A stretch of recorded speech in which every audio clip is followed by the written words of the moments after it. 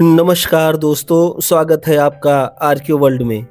दोस्तों, हम लोग यूजीसी नेट जेआरएफ की इस ऐतिहासिक श्रृंखला में अनेक राजवंशों के विषय में जानकारी प्राप्त कर रहे हैं, जो कि इकाई 2 से संबंधित है। इसी संबंध में आज हम लोग सातवाहन वंश के विषय में चर्चा करेंगे और उसके इतिहास जानने के साधनों पर विशेष रूप से बात करेंगे। तो आप लोग वीडियो में अंत तक बने रहिएगा। और आज हम लोग पुरातात्विक स्रोत, साहित्यिक स्रोत और विदेशी विवरण के आधार पर सातवाहन वंश को जानने का प्रयास करेंगे। सातवाहन वंश के कई ऐसे राजा हुए हैं जिन्होंने बहुत दूर तक अपने साम्राज्य को फैलाया है, जिनमें सातकर्णी प्रथम, गौतमीपुत्र सातकर्णी, यज्ञश्री सातकर्णी जैसे राजाओं का नाम प्रमुख है। इनके विषय में आगे हम चर्चा करेंगे, लेकिन आज यह जानना जरूरी है कि आंध्र सातवाहन जो राजवंश है उसके इतिहास को जाने कैसे। अक्सर यूजीसी नेट में ऐसे प्रश्नों को पूछा जाता है जिससे विद्यार्थी अक्सर भ्रमित हो जाते हैं और प्रश्न गलत कर देते हैं। तो उसी पर चर्चा करेंगे और इतिहास जानने के साधन जो थोड़ा कठिन है उसके विषय में जानेंगे। तो आंध्र सातवाहन वंश के इतिहास का अध्ययन हम साहित्य, विदेशी तथा पुरातत्व इन तीनों की सहायता से करते हैं। साहित्य के अंतर्गत सर्वप्रथम उल्लेख पुराणों में किया जा सकता है। सातवाहन इतिहास के लिए मत्स्य तथा वायु पुराण विशेष रूप से उपयोगी है। पुराण सातवाहनों को आंध्र भृत्य तथा आंध्र जातीय कहते हैं। पुराणों में सातवाहन वंश के कुल 30 राजाओं के नाम मिलते हैं। पुराणों में इस वंश के संस्थापक का नाम सिंधुक, सिसुक अथवा सिमुक दिया गया है, जिसने कण्व वंश के राजा सुशर्मा को मारकर तथा शुंगों की अवशिष्ट शक्ति को अंत कर खत्म कर पृथ्वी पर अपना शासन स्थापित किया था। ऐसा जो है हमको पुराणों में विशेष रूप से मत्स्य पुराण और वायु पुराण में मिलता है। सातवाहन इतिहास के प्रमाणिक साधन अभिलेख, सिक्के तथा स्मारक हैं। तो जो सही सातवाहनों के विषय में इतिहास मिलता है वो पुरातात्विक दृष्टिकोण से मिलता है, जिनमें अभिलेख, सिक्के और स्मारकों का विशेष रूप से उल्लेख कर सकते हैं। पुराणों में जो संदर्भ दिए हुए हैं वो पुरातात्विक संदर्भ से बिल्कुल अलग हैं। इसीलिए जो विद्वान हैं वो ज्यादातर पुरातात्विक साक्ष्यों को ही सही मानते हैं। तो हम लोग देखते हैं कि वो कौन कौन से पुरातात्विक साक्ष्य हैं जिनके आधार पर हम आंध्र सातवाहन राजाओं के विषय में जान सकते हैं। पहला है नागनिका का नाना घाट अभिलेख, जो मिला हुआ था महाराष्ट्र के पूना जिले से। दूसरा है गौतमीपुत्र सातकर्णी के नासिक से प्राप्त 2 गुहाभिलेख, गौतमी बलश्री का नासिक गुहाभिलेख, वासिष्ठी पुत्र पुलमावी का नासिक गुहाभिलेख, वासिष्ठी पुत्र पुलमावी का कार्ले गुहाभिलेख, यज्ञश्री सातकर्णी का नासिक गुहाभिलेख। उपर्युक्त लेख ऐतिहासिक दृष्टि से अत्यंत महत्व के हैं।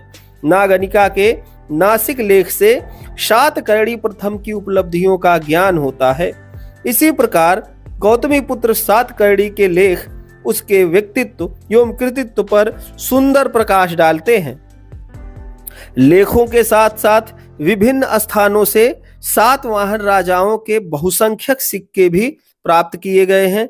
इसके अध्ययन से उनके राज्य विस्तार, धर्म तथा व्यापार वाणिज्य की प्रगति के संबंध में महत्वपूर्ण सूचनाएं उपलब्ध होती हैं। नासिक के जोगलथंबी नामक स्थान से क्षहरात शासक नहपान के सिक्कों का ढेर मिला है। इसमें अनेक सिक्के गौतमीपुत्र सातकर्णी द्वारा दोबारा अंकित कराए गए हैं अथवा पुनरांकित कराए गए हैं। यह नहपान के ऊपर उसकी विजय का पुष्ट प्रमाण है। तो नहपान के विषय में हम लोगों ने क्षहरात वंश के जब शक राजाओं की चर्चा की थी वहां पे पढ़ा था। पीछे के वीडियो में आप जाके देख सकते हैं, इसी चैनल आरक्यू वर्ल्ड पे पड़ा हुआ है। यज्ञश्री सातकर्णी के एक सिक्के पर जलपोत के चिन्ह उत्कीर्ण हैं। इससे समुद्र के ऊपर उनका अधिकार प्रमाणित होता है।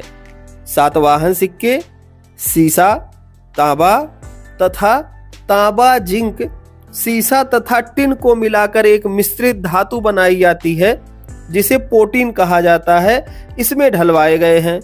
इन पर मुख्यतः वृष, गज, सिंह, अश्व, पर्वत, जहाज, चक्र, स्वस्तिक, कमल, त्रिरत्न, उज्जैन चिन्ह जो कि क्रॉस से जुड़े हुए 4 भागों वाला दिखाई देता है, आदि का अंकन मिलता है।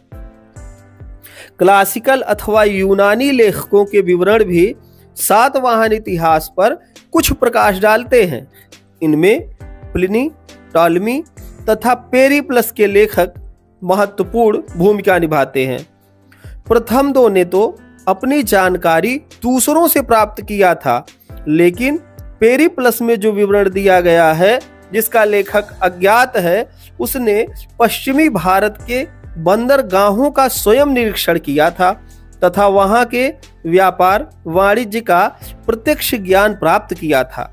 इन लेखकों के विवरण सातवाहन कालीन पश्चिमी भारत के व्यापार वाणिज्य तथा शकों के साथ उनके संघर्ष का बोध कराते हैं।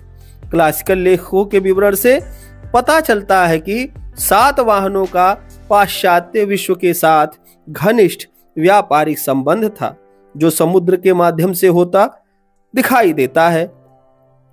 यूरोपीय देशों से मालवाहक जहाज भूमध्य सागर, नील सागर, फारस की खाड़ी तथा अरब सागर से होकर बराबर भारत पहुंचा करते थे। पश्चिमी घाट पर भड़ौच या भरुकक्ष इस काल का सबसे प्रसिद्ध बंदरगाह था। ये पड़ता है गुजरात में और प्राचीन काल का सबसे प्रमुख बंदरगाहों में से एक बंदरगाह है भड़ौच या भरुकच्छ। इसी तरीके से ताम्रलिप्ति है, तोंडी है और मुसिरी है। ऐसे कई बंदरगाह और हैं। इनका उल्लेख पेरिप्लस ऑफ द एरिथ्रियन सी में दिखाई देता है। सबसे प्रसिद्ध बंदरगाह था जिसे यूनानी लेखक बेरी गाजा कहते थे। तो भड़ौच के बंदरगाह को जो यूनानी लेखक हैं वो बेरी गाजा कहते हैं। सातवाहन काल के अनेक चैत्य, योम विहार, नासिक, कार्ले, भाजा आदि स्थानों से प्राप्त किए गए हैं। इनसे तत्कालीन कला एवं स्थापत्य के विषय में जानकारी प्राप्त होती है। तो इस प्रकार से हम लोगों ने देखा कि जो साधन है, साहित्यिक साधनों में पुराण है और पुराणों में मत्स्य और वायु पुराण है, जिनके संदर्भों के आधार पर सातवाहनों को आंध्र भृत्य कहा गया है। लेकिन जो पुरातात्विक साक्ष्य हैं, चाहे उनके लेख हों, चाहे उनके सिक्के हों और चाहे बनवाए गए स्मारक हों, गुहाभिलेख हों, इन सब से इनके सातवाहनों के विषय में सही जानकारी मिलती है। जबकि पुराणों में जो संदर्भ दिया हुआ है वो इन संदर्भों से बिल्कुल इतर दिखता है। इसीलिए बहुत सारे इतिहासकार, डी.एन. झा हो गए या फिर कृष्णचंद्र श्रीवास्तव हो गए, ऐसे कई इतिहासकार यह मानते हैं कि जो साहित्यिक संदर्भ हैं उनसे ज़्यादा पुरातात्विक संदर्भों पर भरोसा किया जाना चाहिए। सातवाहनों के राजवंश के विषय में जानने के जो भी स्रोत थे उन पे हम लोगों ने चर्चा किया और समझने का प्रयास किया कि आंध्र सातवाहन वंश को कैसे जाना जा सकता है, राजाओं के विषय में सूचना कैसे प्राप्त होगी। इस तरीके से आगे हम लोग चर्चा करेंगे इस वंश के प्रतापी शासकों की, जिनमें सातकर्णी प्रथम, गौतमी पुत्र सातकर्णी, यज्ञश्री सातकर्णी जैसे, वाशिष्ठी पुत्र पुलमावी जैसे शासकों का वर्णन होगा। आज बस इतना ही। आप लोग मेरे साथ इस वीडियो में अंत तक बने रहे, इसके लिए आप सभी लोगों का बहुत बहुत धन्यवाद।